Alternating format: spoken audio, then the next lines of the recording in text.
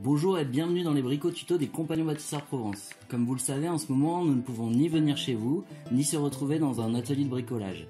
Vous avez été nombreux à nous solliciter pour des conseils techniques, c'est comme ça qu'est née l'idée de bricots tutos. C'est une nouvelle manière de retourner chez vous, de vous accompagner, de faire ensemble. Et regardez, c'est déjà apprendre. Alors, la dernière petite astuce pour faire des économies d'eau. On n'est pas obligé d'attendre que le système de flotteur tombe en panne pour pouvoir le changer et installer un système avec économie d'eau. Donc pour ça, il y a une autre solution qui est toute simple et toute basique. Il s'agit de poser à l'intérieur du réservoir de la chasse d'eau. Donc le réservoir, c'est ça.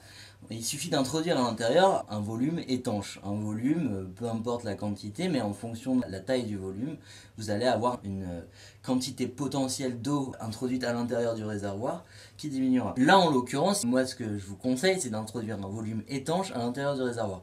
Donc, vous choisissez l'objet de votre choix. La carabine, c'est un peu trop grand. Moi, j'introduis à l'intérieur une bouteille d'eau.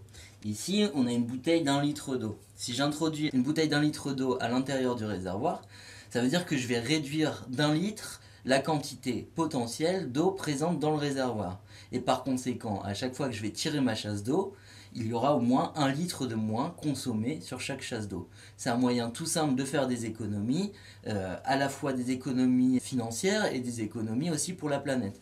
Donc là, j'introduis la bouteille à l'intérieur du réservoir.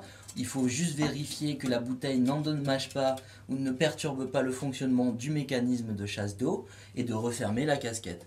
Voilà, c'est le petit système pour pouvoir faire des économies avec une astuce simple et pas chère. J'espère avoir répondu à vos questions si vous en aviez. On va juste réinstaller la casquette et on aura fini. Je repositionne le couvercle.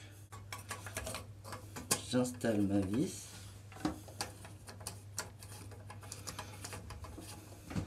Et j'ai plus qu'à vous souhaiter une bonne réparation.